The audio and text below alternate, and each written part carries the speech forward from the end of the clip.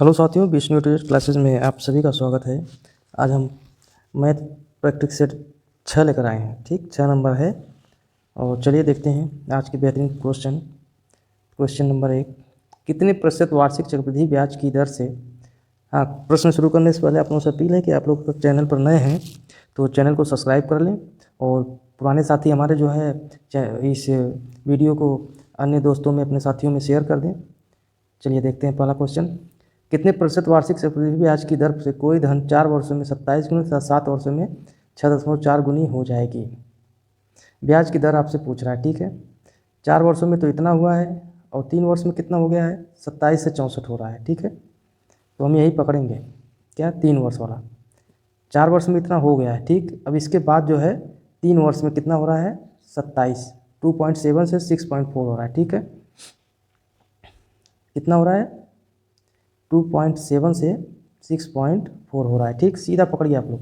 ये 3 वर्ष दिया है तो ए अंडर रूट होगा। ठीक है, यहाँ पे पॉइंट हटाने के लिए आप लोग 10 का मल्टीप्लाई कर सकते हैं दोनों साइड में, तो प्लस पॉइंट हट जाएगा, तो इन सब का रूट हो जाएगा। दोनों साइड पे आप लोग रूट ले लीजिए। क्यों, 3 वर्ष है, 2 वर्ष होता, रूट नहीं क्यूब होगा, सॉरी, यहाँ पे 3 है ना, यहाँ पे 3 क्यूब होगा। ठीक, 2 वर्ष होता तो रूट होता, 4 वर्ष होता तो यहाँ पे 4 होता, जितना वर्ष उतना यहाँ पे अंक। ठीक है, तो 27 इसका क्यूब कितना होगा, 27 का क्यूब रूट कितना होगा, 27 का क्यूब रूट होगा आपका 3। ठीक, और 64 का क्यूब रूट कितना होता है, 4 होता है, आप सभी को मालूम है। तो धन क्या हुआ, मूलधन ये हो गया आपका, ये मूलधन हो गया, ये मिश्र धन आपका हो जाएगा। ठीक है, तो 3 से इतना हुआ, ब्याज कितना आपको मिला, ब्याज कितना मिला, 3 से 4 हो रहा है ना, 1 मिला, ब्याज आपका 1 मिला। किस पे मिला, 3 पे, 1/3। और 100 पे करेंगे तो 100 से मल्टीप्लाई कर देंगे, तो सीधा सीधा उत्तर आएगा 33 सही 1/3%।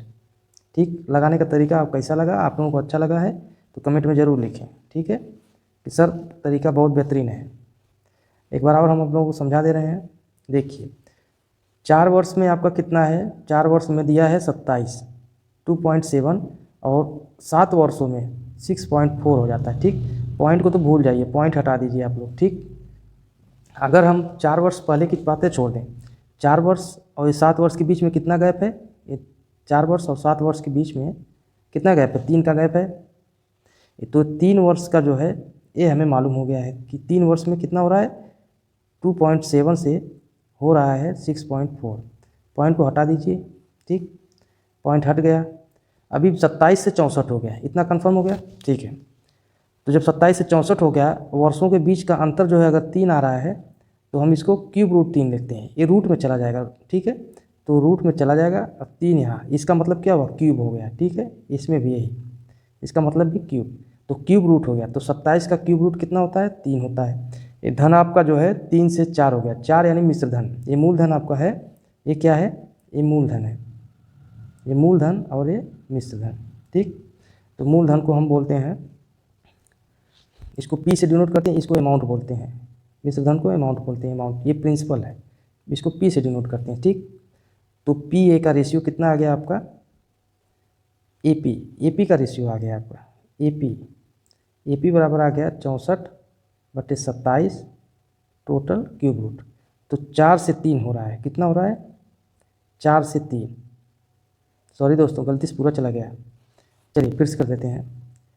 तो 27 से 64 हम लोग देखे थे, A/P, ए अमाउंट, प्रिंसिपल इतना हो गया, आपका अमाउंट इतना हो रहा है। ठीक है, तो अमाउंट इतना हो रहा है, एक सेकंड साथियों, सॉरी, चलिए देखते हैं, आगे लगाते हैं। आपका A और P बराबर आ जाएगा 6.4/2.7, पॉइंट से पॉइंट हट गया। ठीक है, तो 3 वर्ष का अंतर आ रहा है यहाँ से और यहाँ से, इसके बीच 3 वर्ष का अंतर है, तो क्यूब रूट हो जाएगा यहाँ पे 3। ठीक है, तो क्यूब रूट बराबर हो जाएगा 4/3। कितना ज़्यादा हुआ, 1 ज़्यादा हुआ। ठीक, किस पे ज़्यादा हुआ, हमेशा काउंट होता है प्रिंसिपल पर, 3 पे, तो 1/3%। के लिए आपको हम बताएं 100 से मल्टीप्लाई, बराबर कितना आ जाएगा आपका, 33 सही 1/3%। इसकी क्या हो जाएगी, क्या हो जाएगी बताइए, दर। आपका राइट आंसर क्या हो जाएगा, राइट आंसर हो जाएगा आपका ऑप्शन 2। ठीक है, उम्मीद है अब समझ में आ गया होगा। चलिए देखते हैं अगला क्वेश्चन। अगला क्वेश्चन है साथियों कि कोई राशि चक्रवृद्धि ब्याज की दर से 6 वर्ष में दोगुनी हो जाती है। 6 वर्ष में कितना हो रही है, दोगुना। और कितने वर्षों में 16 गुनी, 16 गुनी के बारे में आपसे पूछ रहा है। तो ठीक है, चलिए देखते हैं 1 से 2 होने में उसको कितना लगेगा, यहाँ से यहाँ तक जाने में उसको कितना टाइम लगा, आपको मालूम है 6 वर्ष। ठीक है, तो इससे आगे भी तो जाएगा, फिर 2 से 4 होगा, ठीक, फिर 4 से 8 होगा, फिर 8 से 16 होगा। तो आपसे पूछ क्या रहा है, आपसे पूछ रहा है कि 16 गुना होने में कितना टाइम लगेगा। तो 6 वर्ष यहाँ लगा, 6 वर्ष यहाँ लगा, 6 वर्ष यहाँ, 6 वर्ष यहाँ, टोटल जोड़ दीजिए तो कितना हो गया, 24 वर्ष लगा। तो 24 वर्ष आपका राइट आंसर है, जहाँ कहीं है 24 वर्ष, 24 वर्ष ऑप्शन ए, यही आपका राइट आंसर है। ठीक है, और वैसे अगर आप लोग फार्मूले के सहारे लगाना चाहते हैं तो फार्मूला हम आप लोगों को बता दे रहे हैं, फार्मूला से लगा लीजिए। फार्मूला होता है n1 की पावर t2 बराबर n2 की पावर t1। ठीक है, अब यहाँ से देख लीजिए, यहाँ से कैसे आप लोग लगाएंगे, देखिए n1 कितना है, n1 कितना है 2 गुना, n1 2 गुना, t1 कितना है 6 वर्ष, 2 के पावर 6 बराबर n2 कितना है 16 गुना, 16 के पावर कितना है, t1 मालूम नहीं है। ठीक, तो हम इसमें क्या करते हैं कि 16 को हम 2 के फॉर्म में लाएंगे। ठीक है, या तो 16 को 2 के फॉर्म में लाइए, ठीक है, समझ रहे हैं ना आप लोग, या तो 16 को 2 के फॉर्म में लाइए, या तो 2 को 16 के फॉर्म में लाइए, दोनों में से एक ही करना पड़ेगा। तो इस टाइप से लगाएंगे तो कैलकुलेशन ज़्यादा आता है, इसमें आसान होता है। ठीक है, तो 2 दूना 4 दूना 8 दूना 16 है, 2 दूना 4 दूना 8, 2 के पावर 4 यहाँ पे आया। ठीक, 2 के पावर 4, ठीक है ना, तो t1 बराबर हो जाएगा 2 के पावर 4 है यहाँ पे। चलिए, तो 2 से 2 कट जाएगा, फिर 2 के पावर 4 यहाँ पे t1 है। ठीक, कटपीट करिए, 6 चौको 24 मल्टीप्लाई 6 चौको 24 आपका आंसर, यहाँ से भी 24 आ गया। ठीक है, तो चलिए, उम्मीद है आपको समझ में आ गया होगा। चलिए देखते हैं अगला क्वेश्चन। चलिए फार्मूले से देख लेते हैं इसको आप लोग। वैसे डायरेक्ट वाला तरीका आप लोगों के लिए अच्छा है, डायरेक्ट जल्दी हो जाता है। जैसे 6 वर्ष में 2 गुना हुआ, 1 से 2, 2 से 4, 4 से 8, 8 से 16, ये काउंट कर लीजिए, 6 वर्ष 6 वर्ष 6 वर्ष 6 वर्ष, और सबको जोड़ दीजिए 24 वर्ष, ये आपका आंसर आ गया। तो इस तरीके से आपका आंसर आ गया, आंसर 24। ठीक, लेकिन फार्मूले में क्या है, फार्मूला में वही आपको हम बताए हैं कि n1 के पावर t2 होता है और बराबर n2 के पावर t1 होता है। तो n1 कितना है आपका, 2 गुना है, तो 2, t2 पावर कितना है, t2 आपको मालूम है नहीं है, t2 कहाँ मालूम है, t2 निकालना है ना। चलिए n2 आपको मालूम है 16 गुना है। ठीक, इसके पावर t1 6 है, इसको पकड़ के इधर रख दीजिए, तो इसको 2 के पावर में तोड़िए, इसको 2 के पावर 4 हो गया और ऊपर 6, और यहाँ पे 2 के पावर t2 हो गया। तो 2 से 2 कट जाएगा आपका, ये 4 से मल्टीप्लाई हो जाएगा, तो t2 बराबर आपका आ जाएगा 24 वर्ष। 24 वर्ष यहाँ से भी आ रहा है, वहाँ से भी आ रहा है। ठीक है, चलिए देखते हैं अगला क्वेश्चन। ये उसी टाइप का क्वेश्चन है, कोई धन चक्रवृद्धि ब्याज की दर से 3 वर्ष में दोगुना हो जाता है, वही धनराशि उसी चक्रवृद्धि ब्याज की दर से कितने वर्षों में 8 गुना हो जाएगी। ठीक है, तो चलिए फार्मूले से आप लोगों के लिए फार्मूले से ही रख देते हैं, वैसे तो आप लोग अब लगा लेंगे, हमें मालूम है। चलिए फार्मूला देखते हैं, n1 के पावर t2 बराबर n2 के पावर t1। तो 3 वर्ष दिया है 1 आपका, ठीक, 2 गुना, n1 कितना है 2, t2 पूछ रहा है, t2 पूछ रहा है बराबर n2 कितना है 8 गुना की पावर t1 3, तो बराबर कितना हो जाएगा 2 के पावर 3, 2 के पावर 3 के पावर 3, तो ये 2 के पावर कितना हो जाएगा, 2 के पावर हो जाएगा 9। तो यहाँ से क्या आ जाएगा, ये हो गया 2 के पावर t2 बराबर 2 के पावर 3 त्रिके 9, तो 2 से 2 कट जाएगा, तो आपका t2 बराबर कितना आ जाएगा 9। 9 आपका राइट आंसर है, जो कि ऑप्शन 1 में दिख रहा है, 9 आपका राइट आंसर। ये तो हुआ फार्मूला।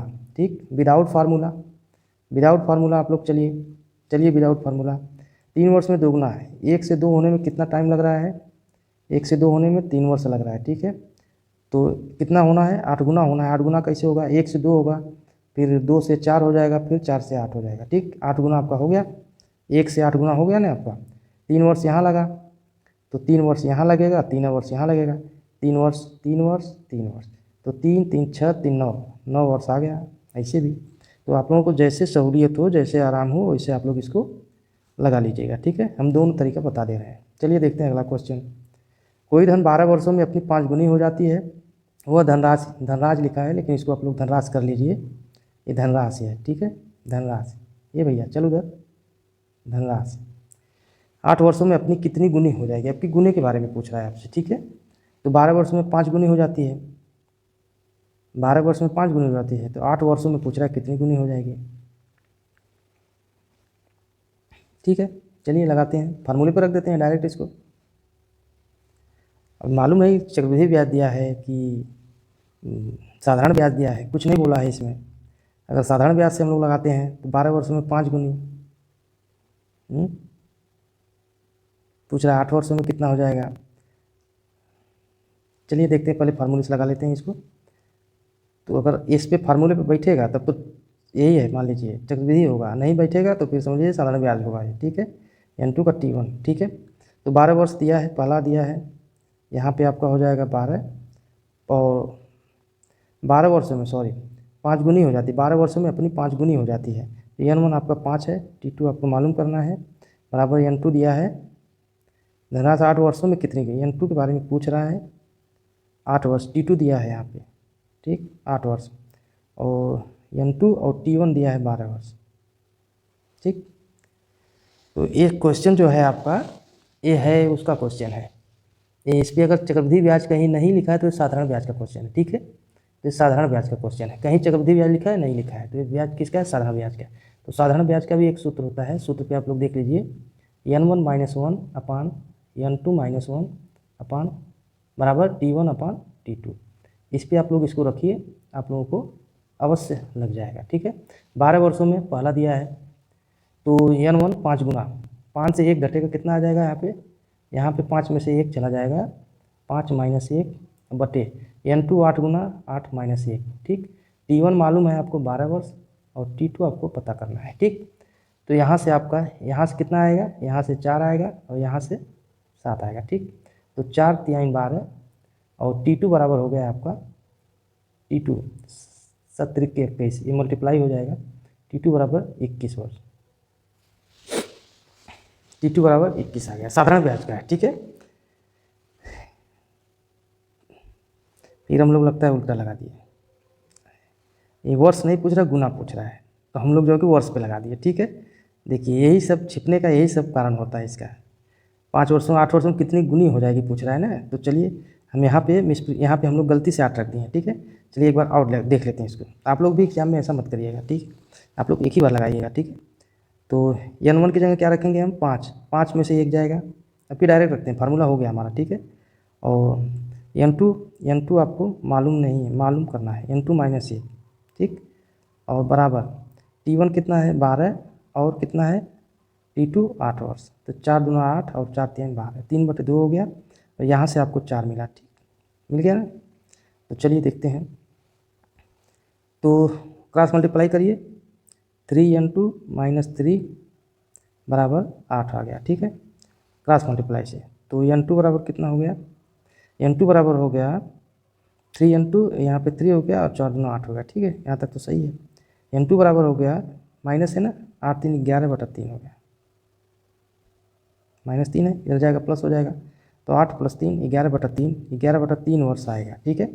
11/3 गुना हो जाएगी, 11/3 गुना हो जाएगी, ये तो साधारण ब्याज का हो गया, 11/3 गुना हो जाएगी, ठीक।